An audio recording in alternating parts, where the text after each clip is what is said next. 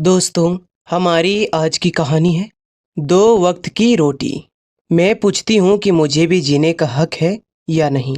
मैं ये नहीं कहती कि अपने माँ बापूजी को घर से बाहर निकाल दो, पर ऐसा भी नहीं होना चाहिए कि उन्हें कुछ कहा ही ना जाए। आपको पता भी है घर का काम कितना होता है।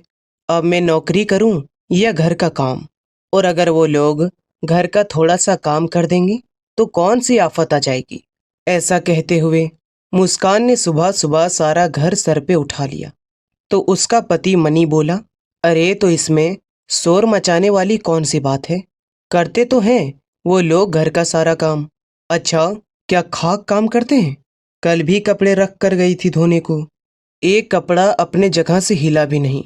और रसोई घर में बर्तनों का ढेर लगा हुआ वो सो अलग। छोटे बेटे और बहू की कमरों से इन आती हुई आवाज़ों को सुनकर अपने कमरे में बीमारी की हालत में लेटी हुई सुमित्रा जी उदास हो गई। सोचने लगी, अभी आता ही होगा मेरा बेटा मेरे कमरे में, मुझे समझाने के लिए कि माँ, घर का काम किया करो। हम भी दिन भर मज़े नहीं करते, नौकरी पर जाते हैं, तब जाकर दो वक्त की रोटी नसीब होती है आप लोगों को। इतने में ही ये बातें सोच रही थी तो देखा सामने उनका बेटा हाजिर था, जिसे अच्छी तरह समझा बुझाकर माँ बाबूजी के पास ऐसा भेजा गया था जैसे किसी सैनिक को युद्ध भूमि में भेजा जा रहा हो। बस फिर क्या था, लगा दोहराने उन सभी बातों को। तो सुमित्रा जी बोली, बेटा तुझे पता है ना, घुटने तो मेरे पहले ही काम नहीं कर रहे और 2 दिन से बुखार में पड़ी हूँ। मेरी हिम्मत तो खड़े होने की भी नहीं हो रही। बूढ़ी हड्डियां हैं, कभी तो जवाब दे ही देती है। फिर भी जैसे तैसे मैं और तेरे बाबूजी मिलकर अपना खाना पकाकर खा लेते हैं। कल तो नाश्ता भी तेरे बाबूजी ने ही बनाया था। तभी मनी गुस्से से बोला, माँ, बाकी के काम भी बाबूजी से करवा लेती। बातों का बांध छोड़ता हुआ छोटा बेटा मनी नौकरी के लिए निकल गया। साथ में उसकी पत्नी मुस्कान भी। सुमित्रा जी को उदास देखकर उनके पति बोले, अरे भाग्यवान, जब अपना ही शरीर साथ ना दे तो कोई सगा नहीं होता, चाहे अपना बेटा ही क्यों ना हो। जब तक आप दौड़ दौड़ कर काम कर रही थी, तब तक बहू माँ जी करते हुए आपके आगे पीछे दौड़ती थी, हंसती बतियाती थी। कुछ दिन की बीमारी ने ही हमें एहसास करा दिया कि हमारी इस घर में कितनी इज्जत है। एक बात तो है भाग्यवान, जब तक बड़ा बेटा और बहू हमारे साथ थे, वो हमें किसी भी तरह की कोई परेशानी नहीं होने देते थे। चाहे आपको लाख बुरे लग गए हो, लेकिन दिल के साफ थे। दोनों बड़े बेटे और बहू का नाम सुनते ही सुमित्रा जी ने दिल में एक हंसी उठी। जाने कितनी ही कड़वी मीठी यादें उनके समुद्र रूपी दिल में हिलोले रह रही थी। अभी 4 साल ही हुए थे बड़ी बहू रानी को ब्याह कर लाए हुए। इस घर में नैनक साकष्य थे, मगर सांवले रंग की थी, सभी कामों में सुघड़ थी। लेकिन जो भी काम करती उसमें सुमित्रा जी को कोई न कोई नुक्स नजर आता था, तो भी हंसकर माफी मांग लेती थी। गरीब घर की थी, इसलिए दान दहेज ज्यादा नहीं आया था। पढ़ी लिखी भी थोड़ा कम थी, तभी शायद आंखों में खटकती थी। छोटी ननद और देवर का भी पूरा सम्मान करती थी। फिर भी ना जाने क्यों वो लोग उसे कभी सम्मान दे ही नहीं पाए। सबको घर की मुर्गी दाल बराबर ही लगती थी, लेकिन पति सूरज उनका पूरा सम्मान करता था और प्यार देता था, तो संध्या को भी कोई शिकायत नहीं रहती थी। कुछ सालों बाद उसका ननद का रिश्ता भी अच्छे घर में तय कर दिया गया। लड़का विदेश में सेटल था। शादी के समय बड़े बेटे और बड़ी बहू ने दौड़ दौड़ कर सारे काम किए। शादी अच्छे से निपटाई। थोड़ा सा समय ही बीता था कि छोटे बेटे मनी का भी शादी कर दिया गया था। जब छोटी बहू घर आई तो सभी ने जोरों शोरों से स्वागत किया। स्वागत, जी हाँ, वो तो होना ही था। दान दहेज से जो घर तो भर दिया था उसने, और ऊपर से पढ़ी लिखी भी ज्यादा थी और दिखने में गोरा रंग और सुंदर भी थी। सुमित्रा जी तो फिदा हो गई अपनी छोटी बहू पर। जब पड़ोसी देखते तो बोलते, बड़ी बहू का नाम रानी तो ठीक था, सुमित्रा छोटी बहू का नाम राधा तो रख दो, उसके रंग के साथ खूब मैच करेगा। छोटी बहू ये सब सुनकर मन ही मन खुश हो जाती, और सास का तो और सास का तो खुशी का ठिकाना ही ना रहता। अब तो ससुराल वालों को बड़ी बहू फूटी आंख न भाती थी। जरा जरा सी बात पर ताने तैयार रहते। सासू माँ के छोटी बहू के आने के बाद भी सारा काम बड़ी बहू को ही करना पड़ता। दलील ये थी कि बड़े घर से आई है, काम थोड़ी ना करेगी अभी। अब तो छोटी बहू अब तो छोटी बहू भी बात बात पर अपनी जेठानी की चुगली करने से बाज न आती थी। उसने सासू माँ के दिमाग में ये शक पैदा कर दिया कि भाभी अपने मायके में पैसा भेजती है और अपने पति मनी के साथ मिलकर उस पर आरोप लगाने शुरू कर दिए। सुमित्रा जी उनके बातों में आकर भड़क गई। एक दिन अपने खिलाफ साजिश होते देख बड़ी बहू का सब्र का बंधा टूट गया और उसने अपने पति सूरज को सारी बात बता दी। यूं तो सूरज किसी मुद्दे पर बोलता नहीं था, लेकिन अब वो चुप ना रह पाया। माँ रानी घर का सारा काम करती है, दिन रात आपकी सेवा में जाहिर रहती है, और बदले में आप उस पर आरोप लगा रही हैं कि वो मायके में पैसा देकर आती है। ऐसा काम करना तो दूर की बात है, ऐसा वो सोच भी नहीं सकती। इतनी बात को सुनकर सुमित्रा जी बोली, कल की आई हुई पत्नी की तरफदारी करता है और हमारे सामने आंख दिखाता है। नालायक, निकल जा हमारे घर से बाहर। कोई ज़रूरत नहीं है तुम दोनों की। यहाँ बड़े बेटे और बहू को बगावत के जुर्म में घर से बाहर का रास्ता दिखा दिया गया और पिताजी ने उसे जायदाद से भी बेदखल कर दिया। मकान और दुकान छोटे बेटे के नाम पर कर दिया और यहाँ से शुरू हुई हंसते खेलते परिवार की बर्बादी। अब घर पर केवल मनी और उसका पत्नी का ही राज था। माता पिता तो उनके हुक्म के गुलाम थे। बिगड़ा हुआ तो मनी बचपन से ही था और अब उसे जुआ खेलने की आदत भी पड़ गई थी। जो दुकान उसने बड़े भाई से हथिया ली थी, उसे जुआ में गंवा दिया। अब घर और परिवार की कमाई का एकमात्र साधन ही खत्म हो गया और आर्थिक तंगी से निपटने के लिए मनी और उसके पत्नी ने नौकरी करना शुरू कर दी। उस दिन के बाद पिताजी बेरोजगार होकर बैठ गए और इस हालत में पहुंच गए। क्या हुआ सुमित्री जी, कहाँ खो गई? अरे तुम्हारी आंखों में आंसू, क्या हुआ? रमेश जी अपनी पत्नी से बोले। रानी बहू की याद आ गई, बड़ी भोली है बेचारी, लेकिन हमने जो उन लोगों के साथ किया, भगवान उसके लिए कभी माफ नहीं कर पाएंगे हमें। वही सजा तो हम लोगों को मिल रही है। भाग्यवान छोड़िए, खैर छोटी बहू कपड़े धोने के लिए कह गई थी। तुम्हारी तबीयत ठीक नहीं है तो मैं धो देता हूँ, कहते हुए रमेश जी उठकर बाथरूम में चले गए। अभी अंदर गए ही थे कि बाथरूम से एक जोरदार आवाज आई और रमेश जी चिल्लाने लगे। उनके पत्नी का कलेजा मुंह को आ गया। कांपती हुई टांगों के साथ बाथरूम तक पहुंची तो देखा रमेश जी फर्श पर गिरे हुए हैं और उठने में लाचार हैं। हिम्मत देकर बड़ी मुश्किल से जैसे तैसे अपना सहारा देकर उठने में सहायता की और कमरे तक ले गई। रमेश जी कमर दर्द से करहा रहे थे। सुमित्रा जी उन्हें मलहम लगाने लगी। उनकी आंखों से आंसू रुकने का नाम ही नहीं ले रही थी। सुबह से दोनों ने कुछ खाया पिया नहीं था। बीमारी के कारण सुमित्रा जी खाना बनाने में भी असमर्थ थी। कुछ फल रखे हुए थे, उन्हें काट कर ले आई और जैसे तैसे दोनों ने पेट भरा। थोड़ी देर तक जब दर्द कम न हुआ तो सुमित्रा जी ने मनी को फ़ोन किया। बेटा, तेरे बाबूजी बाथरूम में फिसल कर गिर गए हैं, जल्दी आ जाओ, डॉक्टर के पास लेकर जाना है।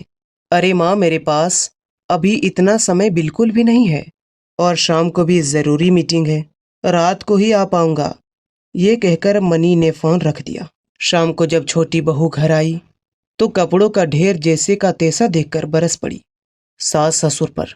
माँ जी, 2 दिन से कपड़ों का ढेर लगा है, इतना नहीं कर सकते थे घर बैठकर आप दोनों कि ये कपड़े ही मशीन में धुलने डाल देते? बहू, तुम्हारे बाबूजी कपड़े ही धोने जा रहे थे कि बाथरूम में फिसल गए और ये हालत हो गई इनकी। और तुम हो कि थोड़ी देर पहले जिन आंसुओं को बड़ी मुश्किल से शांत कर कर बैठी थी, फिर से बह निकले। बजाय बाबूजी का हाल चाल जाने कि छोटी बहू गुस्से में पैर पटकती हुई बाहर चली गई और रात के मनी के आते ही छोटे बहू ने उसका कान भर दिया। माँ ने उसे आवाज़ दी, मनी बेटा, अपने बाबूजी का हाल चाल तो जान ले, देख किस हालत में पड़े हैं बेचारे। माँ, मैं थका हुआ अभी घर लौटा हूँ, थोड़ी देर आराम भी नहीं करने देते मुझे। और क्या हुआ है बाबूजी को? ठीक तो दिख रहे हैं। 2 दिन मलहम लगाओगे तो दर्द भी चला जाएगा। छोटे बेटे की तीखी बातें माँ पिताजी को तीर समान चुभ रही थी। अब तो लाचार जीवन बोझ लग रहा था उसे। अगले दिन जब छोटी बहू ने देखा कि कुछ फल गायब हैं, तो नौकरी पर जाने से पहले रसोई घर में दरवाजे पर ताला लगा दिया और चलती बनी। बूढ़े पति पत्नी बेचारे भूखे प्यासे निढाल बैठे थे। शाम को हालचाल जानने के लिए सुमित्रा जी की बेटी का फोन आया तो पूछने लगी, माँ आपका क्या हाल है, बाबूजी कैसे हैं? बेटी की आवाज़ सुनकर और अपनापन पाकर सुमित्रा जी अपने असीमित दुख को छुपा न सकी और रोते रोते सारा हाल सुना दिया। अपनी माँ की बेबसी भरी आवाज़ में बेटी की दिल को जैसे चीर कर रख दिया। उसे कुछ समझ नहीं आया कि क्या करें। नीलू दूर जो थी उनसे। अगले दिन उसने अपने बड़े भाई सूरज को फोन किया। इतनी समय बाद अपने बहन का फोन देखकर सूरज हैरान सा रह गया। फोन उठाते ही पूनम रो पड़ी और माँ बाबूजी के साथ हो रहे अत्याचार की कहानी एक ही सांस में कह सुनाई। ये सब सुनकर सूरज की हैरानी का ठिकाना ना रहा। उसने तुरंत अपनी पत्नी रानी को अपने साथ चलने को कहा। उसे रास्ते में सारी बात कह सुनाई। घर पहुंचकर देखा तो माँ बाबूजी बेहाल अवस्था में भूखे प्यासे बैठे थे। उनकी बेबसी में बड़े बेटे और बहू के दिल को अंदर तक छील कर रख दिया। अपने बेटे सूरज और बड़ी बहू को इतने समय बाद देखकर उनकी आंखों में चमक आ गई। सूरज, बड़ी बहू, तुम दोनों यहाँ? आज ही देखिए हमारे बच्चे आ गए। माँ की आवाज़ सुनकर सूरज की आंखें आंसू से भर गई। माँ बाबूजी, आप इतने समय तक इतने दुख सहन करते रहे, मुझे एक फ़ोन नहीं कर सकते थे क्या? अभी तक हमसे नाराज़ हैं? कहते हुए सूरज फफक कर रो पड़ा। बेटा, हम लोगों ने जो तुम्हारे साथ व्यवहार किया उसके लिए हम बहुत शर्मिंदा हैं। ये हमारे उन्हीं कर्मों की सजा है जो भगवान हमें दे रहा है। बाबूजी रूंधे गले से बोले। उधर अपराध बोध की भावना के साथ मांझी बड़ी बहू से नजरें मिलाने से भी असमर्थ थी। चलिए मांझी पिताजी, पहले हम आपको अस्पताल ले चलते हैं, उसके बाद आप लोग हमारे साथ ही रहिएगा। बड़ी बहू ने आदर पूर्वक कहा, हमने बहुत अन्याय किया तुम्हारे साथ और तुम दोनों हमारे परेशानी के बारे में सुनते ही दौड़े दौड़े आ गई। बड़ी बहू, मैं तुम्हारी गुनहगार हूँ। यदि वक्त रहने मैंने सही इंसान की पहचान कर ली होती तो आज हमें ये सब ना देखना पड़ता। मुझे माफ़ कर दो, मैं बहुत बुरी हूँ। मैं तुम्हारी सेवा भाव और प्यार को पहचान ही ना पाया। पता नहीं क्या क्या बुरा सोचती रही तुम्हारे बारे में। बस माँ जी, जो हो गया सो हो गया। अब पुरानी बातों को याद करके कोई फ़ायदा नहीं। आपने हमें अपना लिया, यही हमारे लिए बड़ी बात है। कहते हुए बड़ी बहू ने माँ जी को अपने गले से लगा लिया। माँ की आंखों से आंसू की धारा बहती रही, जिसे बरसों से बसे उसके मन के मैल को धो डाला। फिर बड़ा बेटा और बहू उन्हें अस्पताल ले गई। फिर सुमित्रा जी बोली, लेकिन बेटा, अस्पताल में बहुत खर्चा होगा, आप चिंता ना करें, माँ सब इंतजाम हो जाएगा। सूरज ने माँ जी को कहा, आपके आशीर्वाद से मुझे भी अच्छी नौकरी मिल गई है और आपकी बहू भी घर का सिलाई कढ़ाई का काम करके अच्छा कमा लेती है। अब हमें पैसे की कोई कमी नहीं है। अस्पताल से इलाज पाकर अब माँ बाबूजी पूरे स्वस्थ हो चुके थे। अस्पताल से बेटा और बहू अपने माँ पिताजी को अपने साथ अपने घर ले आए, जहाँ वो किराए पर रहते हैं। देखिए माँ जी, ये है हमारा सपनों का घर। माँ बाबूजी, आपको भूख लगी होगी, मैं आपके लिए खाना बनाकर लाती हूँ। कहते हुए बड़ी बहू रसोई घर चली गई और फटाफट खाना बनाने लगी। थोड़ी ही देर हुई कि बड़ी बहू ने लजीज खाना तैयार करके माँ बाबूजी के सामने हाजिर कर दिया। सुमित्रा जी और रमेश जी ने, जिन्होंने इतने दिनों से अच्छा खाना नहीं खाया था, खाना देखते ही उनकी आंखों में आंसू आ गई। उनकी ऐसी करुण दशा देखकर बड़ी बहू अपनी आंसुओं को रोक नहीं पा रही थी, लेकिन मन ही मन यह सोचकर खुश हुई कि उसे अपने माता पिता, समान सास ससुर की सेवा करने का अवसर मिल रहा है। आज बड़ी बहू ने अपनी आंतरिक सुंदरता से अपने सास ससुर का दिल जीत लिया था। अपनी भूल को सुधारते हुए पिताजी ने वसीयत दोबारा लिखवाने का निर्णय लिया।